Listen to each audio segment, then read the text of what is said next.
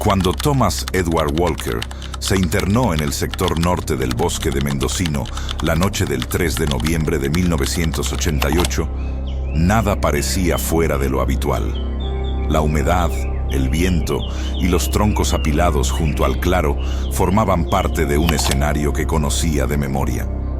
Caminaba con la linterna al cinto y la radio encendida, repitiendo una rutina que había cumplido incontables veces. Tenía 22 años y trabajaba como leñador nocturno para North Timber Inc.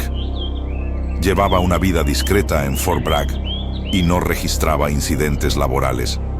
A las 22:41 horas, informó por radio que se dirigía al extremo norte del claro para revisar un deslizamiento menor. Su voz era calma, precisa. Durante los meses previos a noviembre de 1988, la rutina laboral de Thomas Edward Walker había permanecido inalterable. Trabajaba en el turno nocturno de la empresa North Timber Inc., asignado a la supervisión y corte en sectores de baja circulación, una tarea considerada estable y de bajo riesgo. Su nombre aparece de forma regular en las planillas de asistencia, sin ausencias ni observaciones disciplinarias. El bosque de Mendocino, en ese tramo específico, no presentaba antecedentes de accidentes graves en los últimos 5 años. Las condiciones climáticas de aquella semana habían sido moderadas. Temperatura baja, humedad constante y vientos dentro de los parámetros habituales para la estación. Nada fuera de lo común fue registrado por los informes meteorológicos. Walker comenzaba su turno a las 18:00 horas. Equipamiento estándar, linterna, radio portátil y herramientas reglamentarias. Mantenía contacto periódico con la base mediante transmisiones breves y técnicas. Las grabaciones conservadas muestran una voz clara, sin alteraciones emocionales ni signos de estrés. A las 22:41 emitió su último reporte. Informó que se desplazaba hacia el extremo norte del claro para verificar un movimiento menor de troncos detectado durante la inspección. El mensaje fue recibido, confirmado y archivado. En ese momento, para la empresa, para los registros oficiales y para quienes compartían el turno, Thomas Walker seguía cumpliendo una noche más de trabajo normal. El silencio fue lo primero que llamó la atención. A las 22:58 horas, desde la base de North Timber Inc., intentaron restablecer contacto con Thomas Edward Walker. La llamada de radio fue emitida en el canal habitual, con la frecuencia correcta y el protocolo estándar. No hubo respuesta. Se repitió el llamado 2 veces más, con intervalos regulares. El transmisor permaneció activo, pero del otro lado no se registró sonido alguno. En ese momento no se activó ningún protocolo de emergencia. Las pérdidas temporales de señal eran frecuentes en zonas densas del bosque y el clima no indicaba riesgo inmediato. El turno continuó sin alteraciones. A las 23:17, uno de los operadores reportó una interferencia breve en la frecuencia de Walker. No fue una voz, no fue estática convencional. El registro consigna únicamente ruido irregular de origen indeterminado, con una duración aproximada de 4 segundos. No volvió a repetirse. Cuando el relevo llegó al sector norte del claro, pasada la medianoche, no encontró señales visibles de actividad reciente. La linterna de Walker no estaba encendida. Las herramientas no se hallaban en el lugar asignado. No se observaron huellas claras que indicaran desplazamiento apresurado. La radio portátil fue localizada a unos 30 metros del punto señalado en el último reporte. Estaba intacta, encendida, ajustada en el mismo canal. La bitácora cerró el turno con una anotación breve y objetiva. Operador Walker. Comunicación interrumpida. Causa no determinada. El operativo de búsqueda comenzó al amanecer del 4 de noviembre de 1988. Personal de la empresa, voluntarios locales y 2 agentes del sheriff del condado recorrieron el sector norte del bosque siguiendo el trayecto habitual de inspección. La visibilidad era limitada y el terreno presentaba acumulación de troncos desplazados por lluvias recientes. Durante las primeras horas no se encontraron indicios relevantes. No había rastros claros de lucha, ni señales de caída desde altura. A media mañana, uno de los equipos detectó un conjunto de troncos deslizándose parcialmente sobre una hondonada natural.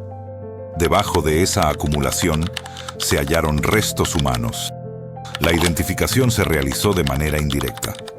La ropa coincidía con la que Thomas Edward Walker llevaba asignada esa noche.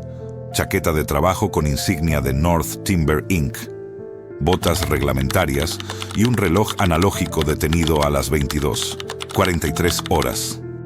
También se recuperó un anillo con iniciales grabadas, reconocido por familiares. El informe forense preliminar consignó como causa probable de muerte un accidente por aplastamiento, producto de un deslizamiento inesperado de troncos. No se solicitó una autopsia completa debido al estado de los restos y a la ausencia de indicios de intervención externa. El 7 de noviembre de 1988, Thomas Edward Walker fue declarado oficialmente fallecido. 2 días después, fue enterrado en el cementerio Spring Forest Memorial, lote B-114. El expediente quedó cerrado sin objeciones. A las 04:12 del 14 de octubre de 2023, un guardabosques del condado de Mendocino reportó por radio a un hombre caminando desorientado en un sector restringido del bosque. Vestía ropa rasgada, estaba cubierto de barro seco y no llevaba calzado ni identificación. El individuo no opuso resistencia y se encontraba físicamente estable. Dijo haberse perdido la noche anterior y no supo explicar cómo llegó allí. Al ser identificado, afirmó llamarse Thomas Edward Walker, tener 22 años y trabajar como leñador en la zona. El guardabosques señaló que no presentaba heridas recientes ni signos de exposición prolongada.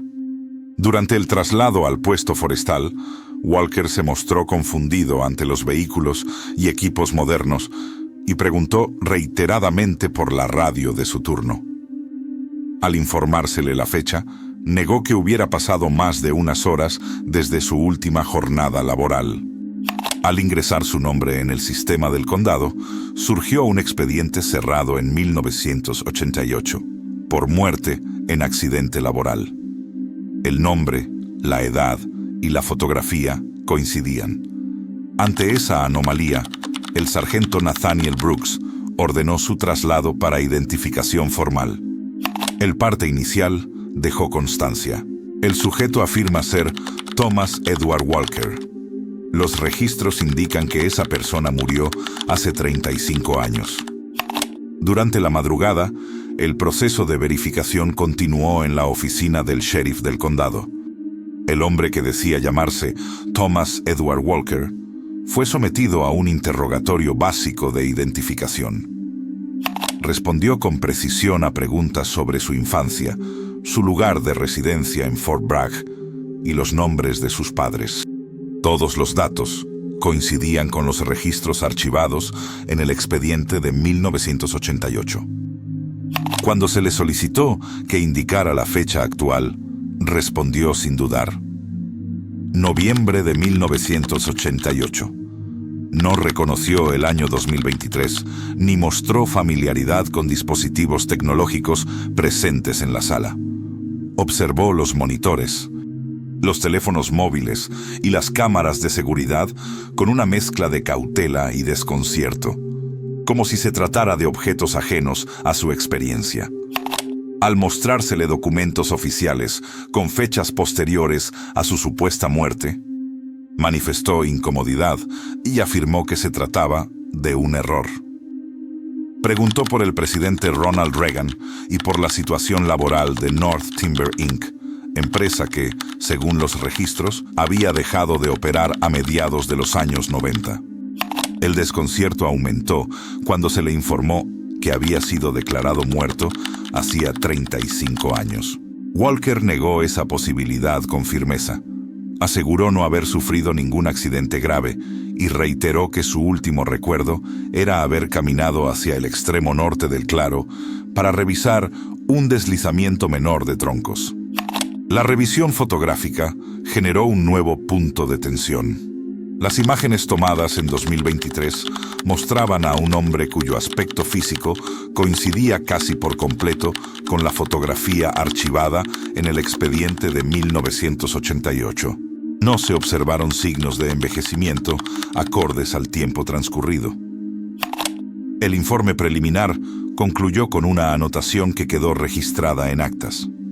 Existe una discrepancia temporal significativa entre la identidad declarada del sujeto y los registros oficiales disponibles. La identificación formal se inició a las 07:30 horas del mismo día, bajo supervisión del área forense del condado. El procedimiento siguió el protocolo estándar para casos de suplantación o error administrativo. Se tomaron huellas dactilares completas, muestras de saliva y registros fotográficos de alta resolución. Los primeros resultados estuvieron disponibles en menos de una hora. Las huellas coincidieron de manera exacta con las archivadas en 1988. No se trató de una coincidencia parcial ni de un patrón similar. Los 12 puntos de referencia biométrica coincidían al 100%. El sistema no arrojó duplicidades ni inconsistencias técnicas. La identificación fue marcada como positiva. El análisis de ADN confirmó el resultado. Las muestras comparadas con registros familiares almacenados desde finales de los años 80 mostraron una correspondencia directa. No hubo marcadores discordantes ni señales de contaminación. El informe concluyó que el material genético pertenecía al mismo individuo declarado fallecido en 1988. Se procedió luego a la verificación odontológica.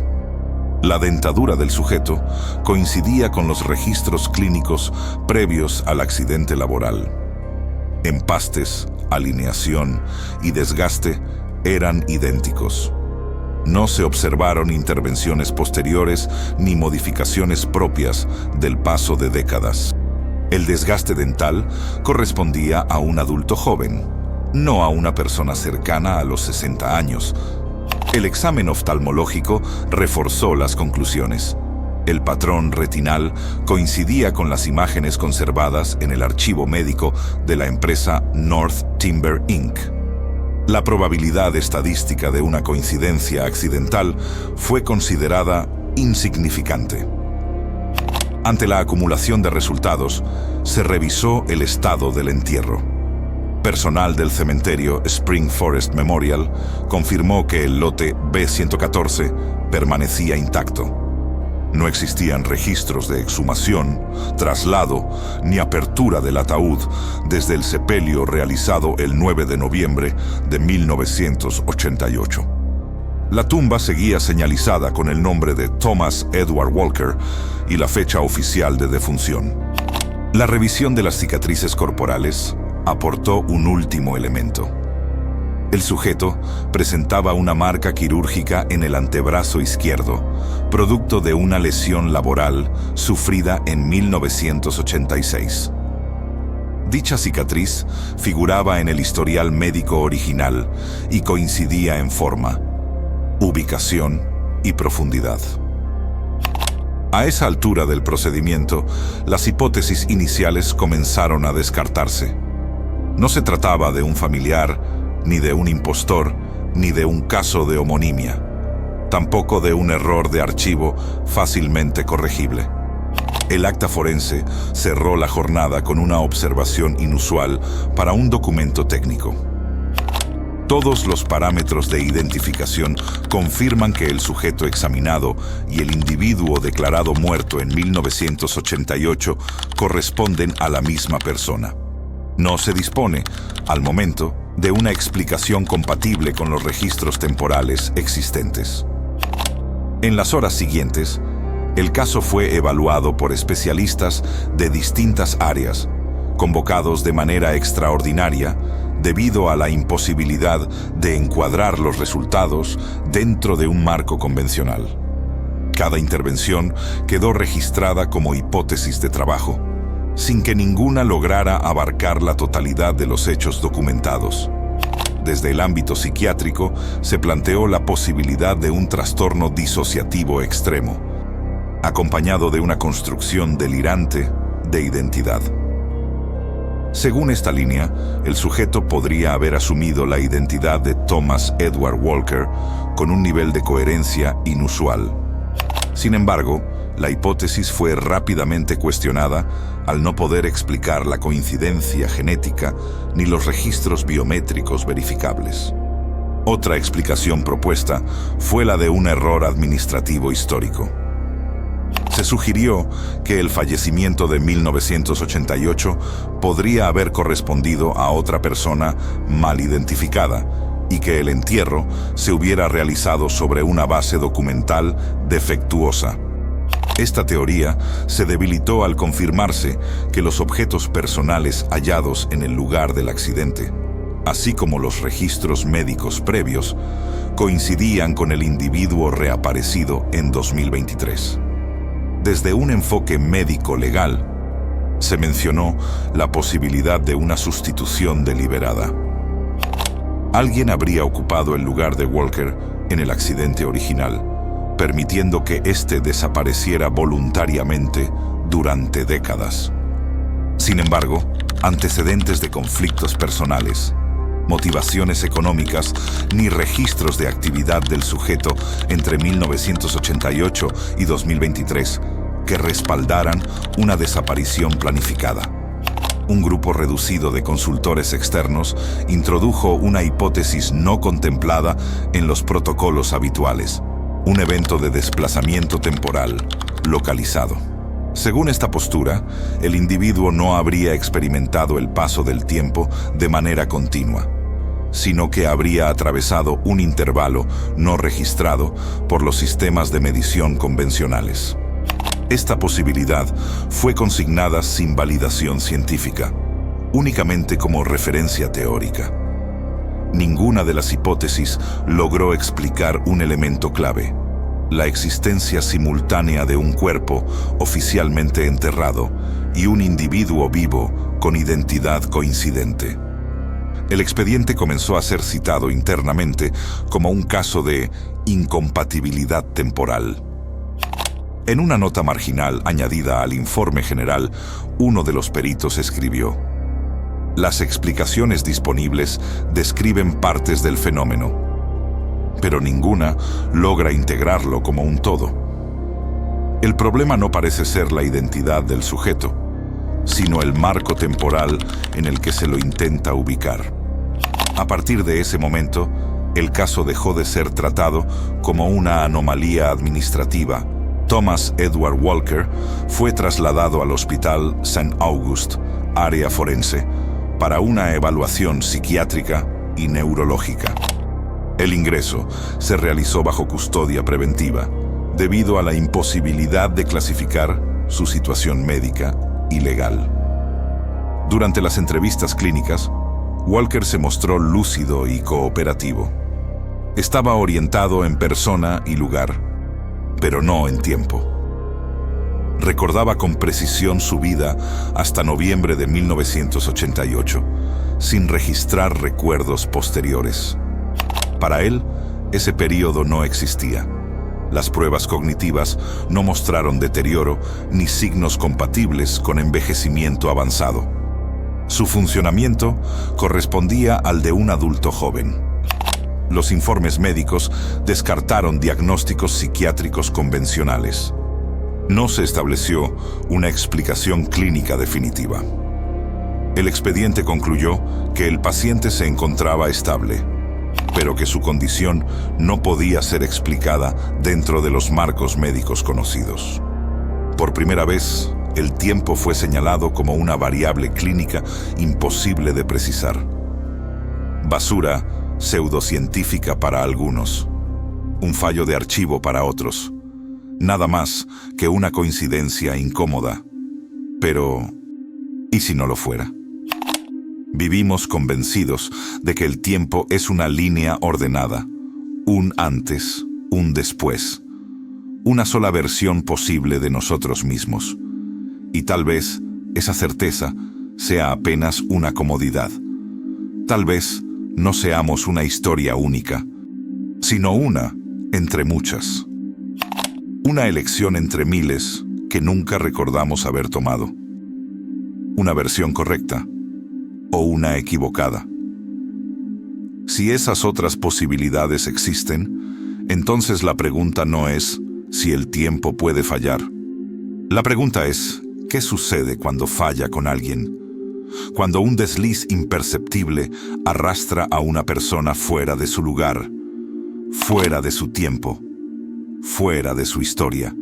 Entonces aparece un hombre como Thomas Edward Walker, vivo para el presente, muerto para los registros, inocente en su conciencia, imposible para la razón, porque si el tiempo puede confundirse, imagine despertar una mañana en una vida que no le pertenece del todo, con el mismo rostro, las mismas huellas, pero con un pasado que usted no recuerda haber vivido.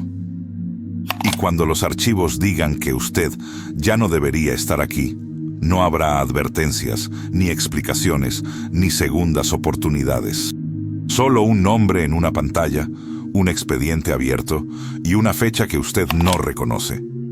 Porque el verdadero terror no es que existan otras realidades, sino sospechar que, en alguna de ellas, el error es usted.